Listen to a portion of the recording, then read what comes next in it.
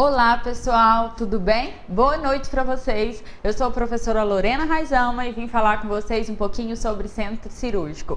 A ideia hoje é que a gente possa dar uma relembrada em algumas questões de centro cirúrgico e a gente vai aproveitar e resolver algumas questões. Assim a gente já fica sabendo quais são os principais assuntos de centro cirúrgico que a gente precisa estudar para essas provas que estão aparecendo aí, né?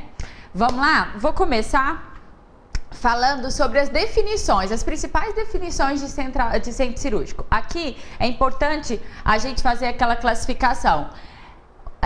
A enfermagem cirúrgica, ela é dividida em clínica cirúrgica e centro cirúrgico. E aí, para que as pessoas não se confundam, é importante lembrar que a parte do centro cirúrgico envolve o paciente no período perioperatório, sendo que a parte inicial do pré-operatório começa na clínica cirúrgica e termina no centro cirúrgico. Quando o paciente entra no centro cirúrgico, inicia o período transoperatório. As primeiras horas de pós-operatório também acontecem no centro cirúrgico.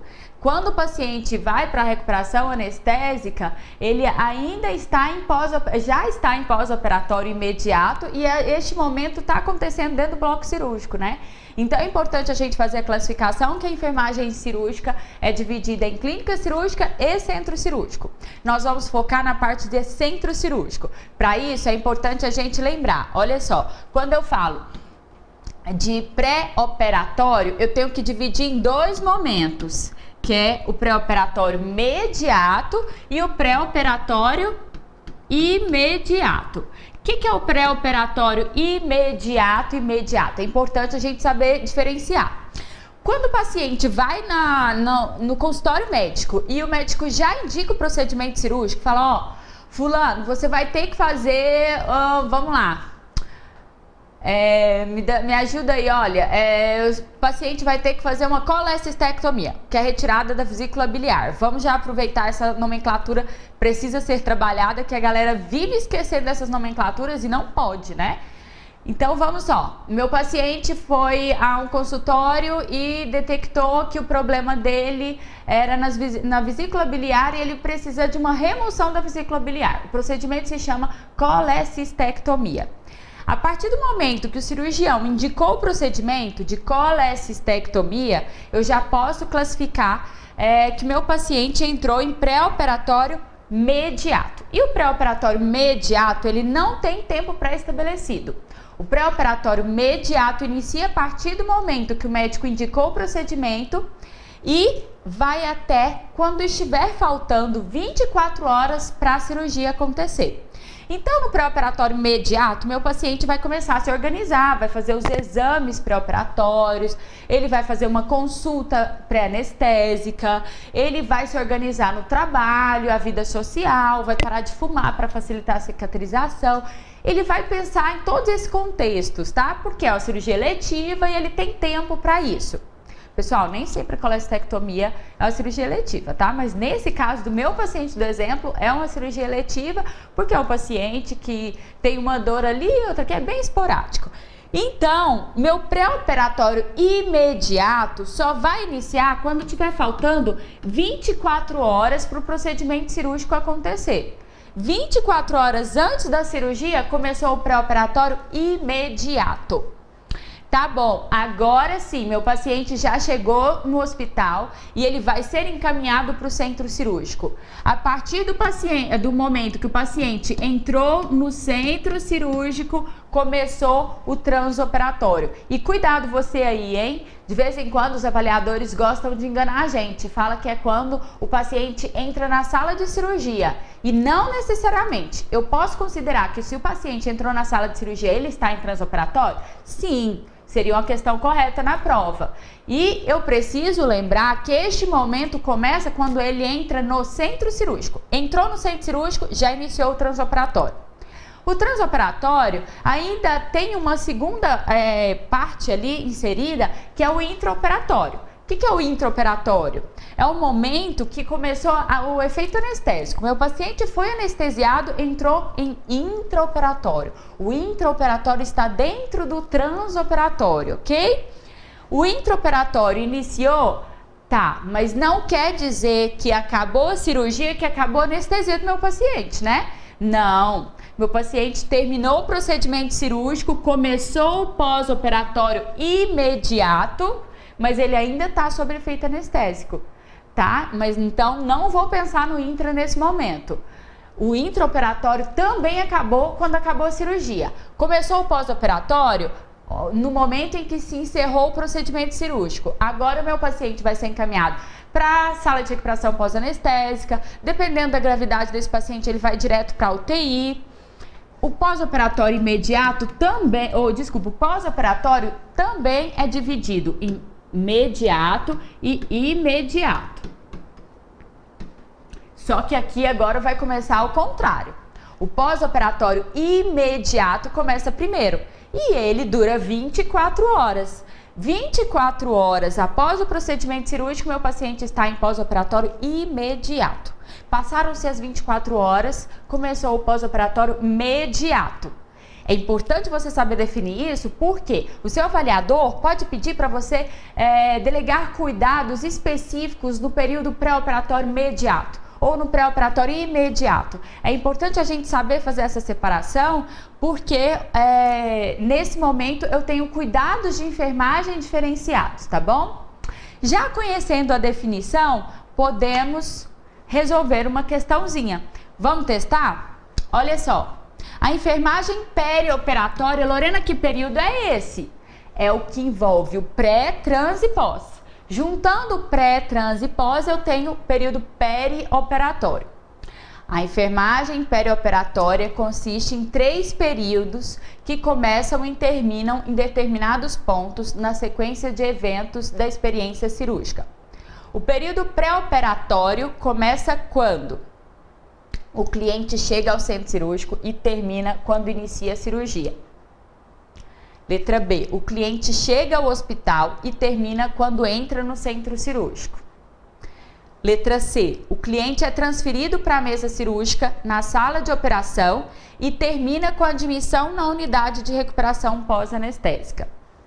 Letra D, toma-se a decisão de realizar intervenção cirúrgica e termina com a admissão do paciente na enfermaria. Letra E, toma-se a decisão de realizar a intervenção cirúrgica e termina com a transferência do cliente para a sala de operação. Olha só, galera, eu falei para vocês que o pré-operatório imediato inicia quando? Quando o meu paciente está lá no consultório médico e acaba de descobrir que ele precisa fazer o procedimento cirúrgico. O pré-operatório imediato começou agora, quando eu soube que eu tinha que fazer o procedimento cirúrgico. Tomou-se a decisão de realizar a intervenção cirúrgica. Termina quando o paciente vai para o centro cirúrgico. Ah, Lorena, mas aqui ele colocou na sala de operações. Não tem nada não vamos esquentar a cabeça com isso. Ele colocou sala de operações, mas ele também poderia ter colocado quando o cliente fosse transferido para o centro cirúrgico. Estaria valendo, tá bom? É só você ficar esperto com a forma que está sendo descrito na questão. Mas essa daqui eu tenho certeza que você que está assistindo a aula no ENF Concurso não iria errar. Tá muito claro. Letra E. Assim que o paciente recebe a notícia da cirurgia, entra em pré-operatório imediato. E esse pré-operatório imediato, que também é dividido em imediato, termina quando o paciente é encaminhado para o centro cirúrgico e depois para a sala de cirurgia, ok? Vamos fazer mais uma? Do mesmo assunto, porque esse assunto é bem frequente, né, pessoal? Tanto na prova de técnico quanto na prova de enfermeiro. Olha só, questãozinha quentinha de 2017. Tananã, tananã, compreende o período de tempo que tem início no momento em que se reconhece a necessidade de uma cirurgia e termina no momento em que o paciente chega à sala de cirurgia. Assinale a alternativa que completa corretamente a lacuna. Então, vamos lá. O período de tempo em que tem início no momento que se reconhece a necessidade de uma cirurgia. Ou seja, acabei de ter notícia que eu preciso do procedimento cirúrgico. Termina no momento em que o paciente chega à sala de cirurgia. A gente está falando do mesmo item da questão anterior. Eu estou falando de consulta e avaliação? De jeito nenhum. Estou falando de pós-operatório? Não, acabei de saber que eu preciso de uma cirurgia. Estou falando de trans? De jeito nenhum. Acabei de reconhecer a necessidade da cirurgia. Pré-operatório. Essa é a questão correta. Também a letra D. Fácil, fácil essa, hein? Observe. Intraoperatório começa com anestesia. Então, essa daqui ficou muito fácil para você que está assistindo a aula. Imagina quem não está assistindo, quem não revisou isso aqui, pode ser que seja uma questão difícil, né? Mas para quem está estudando e relembrando isso, de jeito nenhum. Vamos falar um pouquinho da estrutura física do centro cirúrgico, porque ela está muito relacionada à questão do controle de infecção. Então é importante a gente falar um pouquinho da estrutura física, porque a estrutura física ela vai levantar outros fatores para a gente discutir aqui, tá bom? Olha só que centro cirúrgico mais lindo, que sala de cirurgia linda, né? A ideia da sala de cirurgia mais moderna é que os equipamentos fiquem suspensos mesmo. Por quê? Porque facilita o processo de limpeza. Meus equipamentos estão presos ao teto e aqui eu tenho maior agilidade entre uma cirurgia e outra, maior facilidade no processo de limpeza, menor acúmulo de sujidade. Olha que legal! Esse designer aqui facilita a movimentação de pessoas na sala, evita o acúmulo de sujidade e também facilita o processo de limpeza.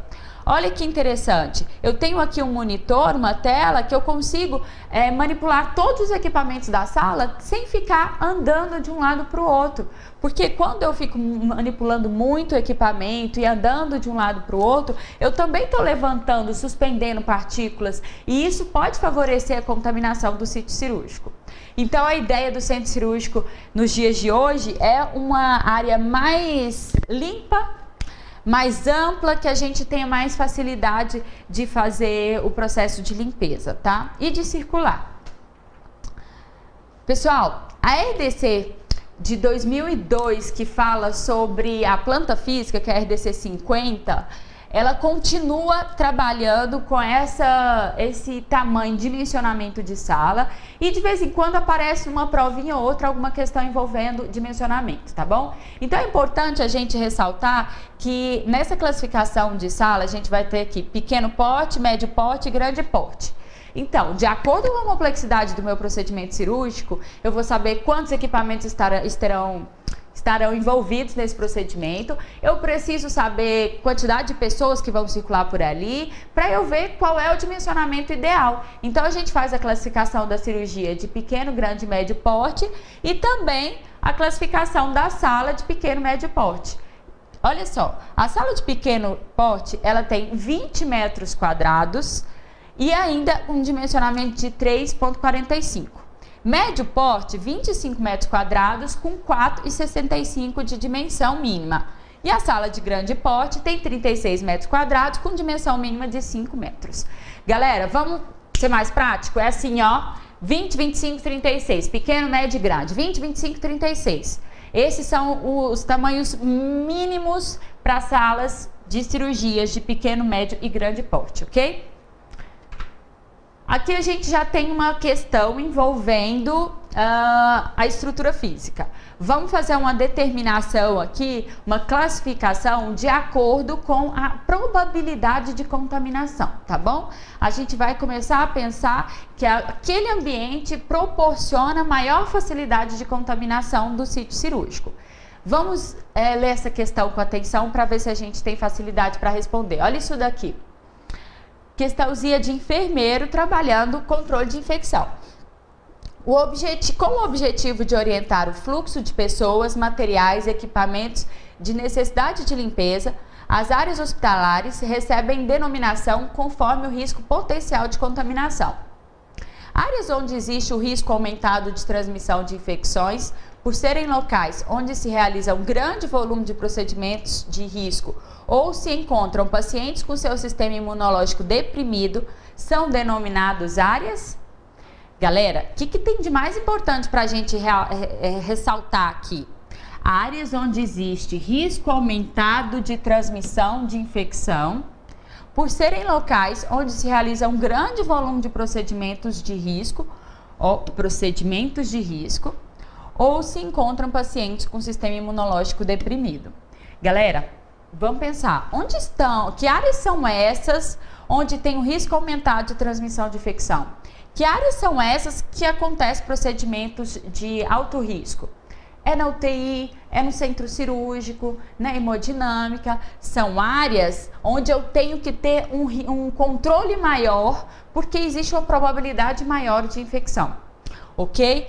Você acha que a letra A, não crítica, B, semicrítica, C, área restrita, D, área crítica e letra E, área semi-restrita. Vamos fazer o seguinte? Uma coisa importante para a gente definir. Quando se trata de área crítica, semicrítica e não crítica, eu posso falar do setor sendo o setor crítico. Por exemplo, a UTI e o centro cirúrgico são setores classificados como críticos. Por quê? Porque são áreas onde existe maior risco de transmissão de infecção, onde acontecem procedimentos de alto risco. Então, essas áreas, de acordo com essa questão, são as áreas críticas, tá bom? Pessoal, dentro da área crítica, eu vou definir o que é um ambiente restrito, semi-restrito e não restrito, ou irrestrito. Galera, essa classificação de restrito, semi-restrito e não restrito vai ser dentro de cada área. Então, é assim, área crítica, como centro cirúrgico, tem a sala de cirurgia, que é uma área restrita. Temos a sala de recuperação pós-anestésica, que eu considero semi-restrita. E eu tenho o vestiário, que eu considero não restrito. Ou seja, dentro da área crítica, eu vou poder fazer a classificação da restrição dos ambientes, ok? Agora vamos dar um exemplo de uma área semicrítica no hospital. Uma área semicrítica. Quem dá mais? Você aí de casa, lembra de alguma? Eu vou falar uma que é assim, fácil para você associar. A clínica médica, clínica cirúrgica. O que acontece? Eu tenho pacientes internados, existe uma probabilidade de ocorrência de infecção, mas não se chega a comparar com a probabilidade de ocorrência de infecção que eu tenho na UTI, que eu tenho no centro cirúrgico. Porque lá eu tenho pacientes imunodeprimidos, não que não tenha na clínica médica, mas aqueles pacientes estão numa situação mais crítica. E o paciente que está na clínica médica, ele está suscetível? Sim, mas não tão quanto da área crítica. E menos ainda do que o pessoal que está circulando na parte administrativa, que eu considero uma área não crítica. A área não crítica, uma área administrativa, o refeitório, é não crítico. Existe menor probabilidade de ocorrência de infecção. A área semicrítica existe uma probabilidade moderada. E a área crítica existe uma probabilidade aumentada de ocorrência de infecções. E esse mesmo critério você vai utilizar para falar de restrito, semi-restrito e não restrito dentro desses ambientes críticos, semicríticos e não críticos. Espero que tenha ficado claro, que não tenha bagunçado a cabecinha de vocês, tá bom? Mas a primeira definição é de crítico, semicrítico e não crítico. Depois que eu definir o que é crítico, semicrítico e não crítico, eu vou fazer o que é restrito, semi-restrito e não restrito, ok? Vamos mais um pouquinho. Tem mais uma questão envolvendo a questão de área crítica, semicrítica e não crítica. E agora, ó, inclusive, acabei adiantando o assunto, mas vamos lá. Leia a seguinte afirmação. A frequência da limpeza varia de acordo com as áreas do hospital. Da mesma maneira que os artigos, as áreas hospitalares são classificadas de acordo com o risco de infecção que possam oferecer aos pacientes. Considerando a distribuição das áreas hospitalares, relacione a primeira coluna com a segunda. Área crítica, semicrítica e não crítica. Depois da dica ali atrás, da explicação anterior, não tem como errar isso daqui, né, galera? Olha só, área crítica, maior probabilidade de ocorrência de infecção. É na enfermaria, ambulatório, é na UTI, no centro cirúrgico, banco de leite, ou nas áreas administrativas e almoxarifado? Não, Lorena, essa ficou claro, que é aqui, ó, na UTI. Então, azinho. Área semicrítica, enfermaria e ambulatório ou área administrativa e almoxarifado? Lógico que ficou aqui, ó, B. Área não crítica, área administrativa. Mas tá muito fácil isso daqui, né, galera? A sequência é BAC.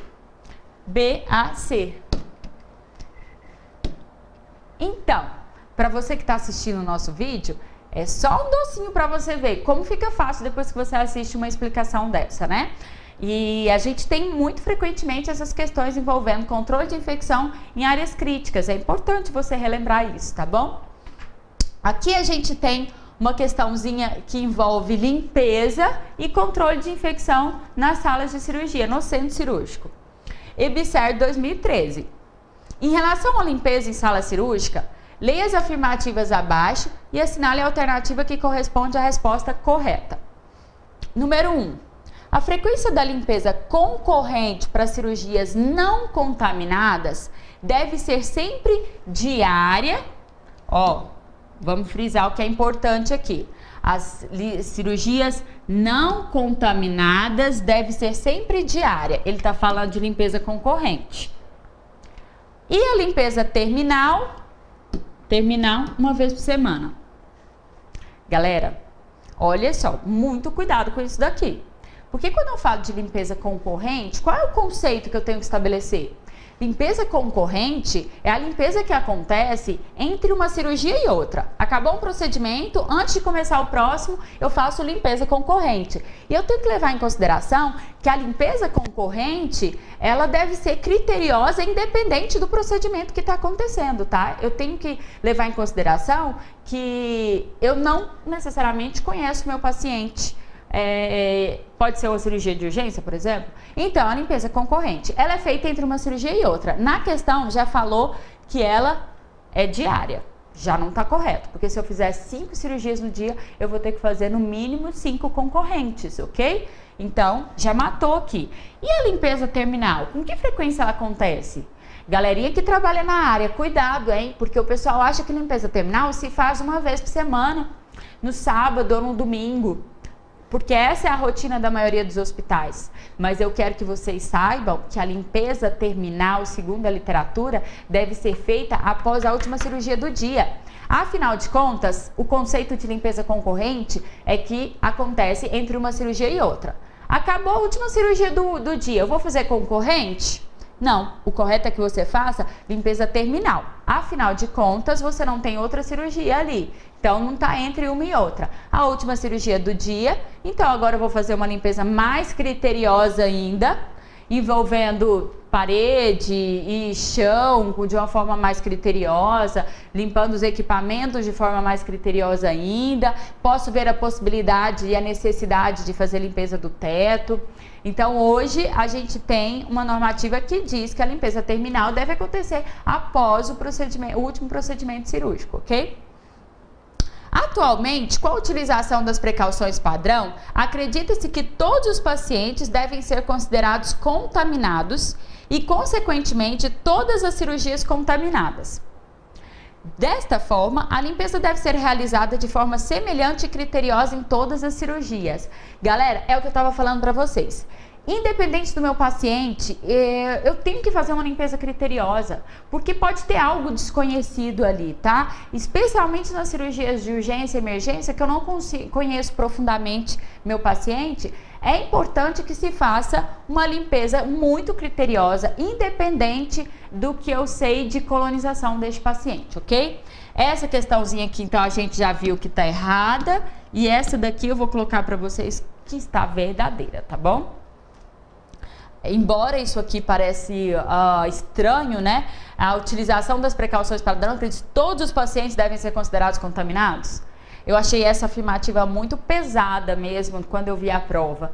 Mas o que é mais importante aqui, que era a ideia ressaltar, é que a limpeza deve ser realizada de forma semelhante e criteriosa. Galera, hoje em dia, após um procedimento que eu considero infectado, eu posso avaliar a necessidade de lavar o teto e as paredes. Já não tem aquela exigência de, após cada cirurgia infectada, eu ter que fazer a limpeza do teto e da parede, porque eu posso determinar isso, inclusive em outros procedimentos. Eu posso avaliar a necessidade de fazer isso, tá bom? Então, a limpeza deve ser realizada de forma semelhante entre uma cirurgia e outra e deve ser bastante criteriosa. Corretíssimo. Número 3. A limpeza concorrente deve ser realizada sempre no término de cada cirurgia e a limpeza terminal no término das cirurgias do dia. Ai, que lindo! Exatamente o que eu acabei de falar para vocês. Limpeza concorrente acontece entre uma cirurgia e outra. E limpeza terminal todos os dias, quando acaba a última cirurgia do dia. E ainda faço uma terminal periódica, que acontece quando eu não tenho cirurgia no setor, no domingo, então eu vou fazer uma limpeza terminal no setor inteiro, envolvendo teto, parede, chão. Hoje eu quero fazer uma limpeza no setor todo, que é a terminal periódica, tá bom? Tem mais um item dessa 12 aqui.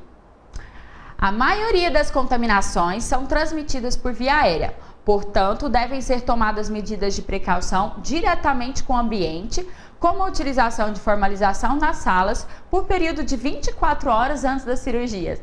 Galera, muito engraçado isso nos dias de hoje, né? Formalização seria jogar formol no ambiente.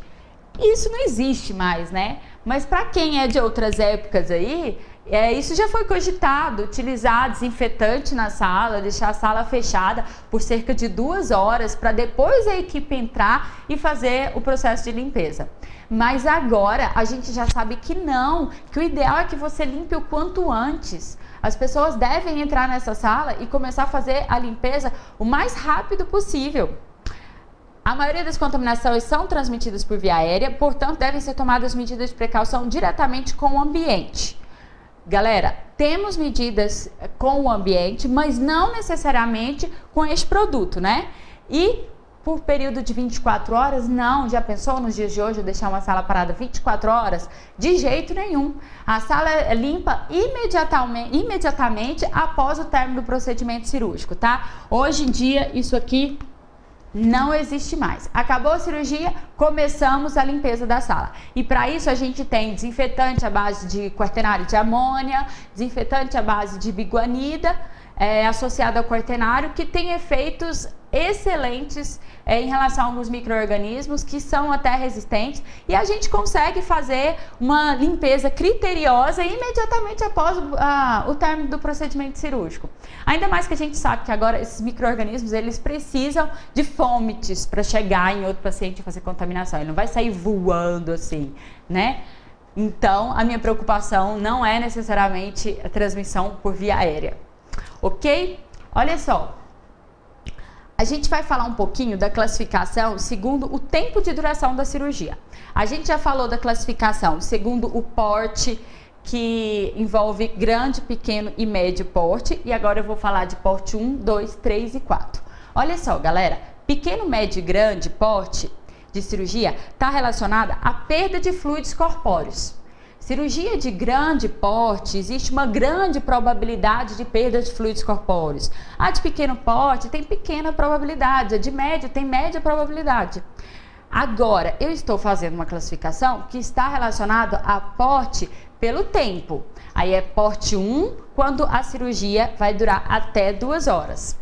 Porte 2, a cirurgia de 2 a 4 horas. 3, de 4 a 6. E porte 4, acima de 6 horas. Olha só que decoreba isso daqui, né? Mas, gente, fica fácil. 2 é o que eu considero básico, é o meu dia a dia. São cirurgias que vão até 2 horas. Aqui eu tenho porte 1 para até 2 horas. Porte 2 são cirurgias que já têm uma complexidade um pouco maior, que vão de 2 a 4 horas. Porte 3 são cirurgias maiores ainda. Normalmente aqui estão as cirurgias de grande porte. Mas isso não é uma condição, tá? Eu posso ter cirurgia de grande porte com grande probabilidade de perda sanguínea e ela ter uma durabilidade bem menor, tá bom? Então não é uma condição. Mas isso é normal de acontecer. Uma cirurgia de grande porte demorar até 4, 5 horas. Passou de 6 horas, a cirurgia é porte 4, ok? Galerinha, além dessa classificação de porte, é importante a gente relembrar quando uma cirurgia é chamada de urgência, quando ela é chamada de emergência e quando ela é eletiva. Cirurgia de urgência, eu tenho 24 horas para iniciar esse procedimento. Urgência, meu paciente não está morrendo ainda, eu tenho um tempo para fazer exames, para esperar o jejum. Cirurgia de urgência são até 24 horas. Cirurgia de emergência, risco iminente de morte. Se eu não operar meu paciente agora, ele vai morrer. Ah, Lorena, mas o paciente não fez o jejum adequado, não sei o quê. Gente, mas a probabilidade dele morrer é maior ainda se ele não operar. Entendeu? A gente precisa fazer essa associação. E a cirurgia eletiva é aquela agendada com antecedência, que eu consigo fazer um preparo do meu paciente mais criterioso, eu consigo fazer as recomendações. As cirurgias eletivas, elas são agendadas com antecedência, tá bom? Então, urgência até 24 horas. Emergência, risco iminente de morte. Eletiva é aquela cirurgia agendada com antecedência. E galera, agora a gente precisa classificar quanto à finalidade. Essa finalidade aqui, eu vou explicar para vocês depois de um cafezinho que a gente vai tomar agora, tá bom? Porque, gente, o negócio foi muito rápido, eu não tô acreditando nesse cronômetro ali. Já foram meus 30 minutos e agora eu preciso de 5 minutos de intervalo para encontrar vocês daqui a pouco e a gente vai discutir essas finalidades aqui e responder mais questões, tá bom? Tô esperando vocês. Tchau, tchau. Essa aula termina agora para você que está assistindo ela gratuitamente, mas ela continua dentro da área do aluno lá no módulo de aulas ao vivo para que você que é aluno do curso completo de enfermagem para concurso. Se você ainda não é aluno do curso completo de enfermagem para concurso, deixa eu falar para você um pouquinho do que é hoje um dos melhores e mais interativos cursos de enfermagem para concurso online do Brasil. O curso completo do EnfConcurso, ele traz para você toda a teoria gravada em mais de 900 videoaulas. E nós temos esse diferencial que você viu aqui agora, que são aulas ao vivo diárias com os nossos professores, onde você pode interagir com os outros alunos e pode enviar as suas dúvidas que o professor vai responder lá dentro da aula fechada para os alunos do curso. Você tem também acesso as aulas em áudio que você pode baixar, colocar no seu celular, enquanto você faz coisas do seu dia a dia, como ir ao trabalho, você pode revisar essas aulas ouvindo o áudio, enquanto você arruma a casa, enquanto você está na academia, fazendo outras coisas. Você tem também acesso a 110 aulas em PDF, com teoria e exercícios para você poder se desenvolver e tem acesso a mais de 1.200 questões comentadas, seja nos nossos checklists, seja nos nossos cadernos de questões comentadas. Você tem acesso ainda, se não bastasse, todo o conteúdo de enfermagem com todas as disciplinas atualizados semanalmente para você, você ganha diversos bônus que muitas vezes, se você for somar o valor, vale até muito mais do que o valor expresso que você tem que pagar, do que o preço expresso que você tem que pagar. Você tem acesso a um curso completo de legislação do SUS com a professora Andréa Paula, conhecida carinhosamente pelos alunos como a professora do SUS. Você tem acesso a um curso completo de teoria e exercícios de português para concurso. Tem acesso aos estudos por carreira de tribunais, EBSER, prefeituras, hospital SAR, etc. Você, com um curso só, você se prepara para diversas carreiras, além de diversos outros bônus especiais, como, por exemplo, os nossos cursos por banca, curso para banca OCP, IBFC, FCC e outros. E se não bastasse tudo isso que eu vou dar para você, você ainda tem uma garantia incondicional de 7 dias. Funciona assim: você compra o curso e você tem 7 dias para dizer se você quer ficar com o curso ou não. Ninguém anuncia isso para você na internet, porque às vezes não confia no curso que tem, mas nós confiamos tanto, estamos tão certos que você vai gostar e queremos tanto contribuir com a sua aprovação, que você pode comprar o curso. E se por qualquer motivo, e nem precisa ficar o motivo, nós não vamos ficar tentando te convencer a ficar se você não gostar. Se por qualquer motivo você não gostar do curso, você manda um e-mail para nós e nós devolvemos 100% do seu dinheiro.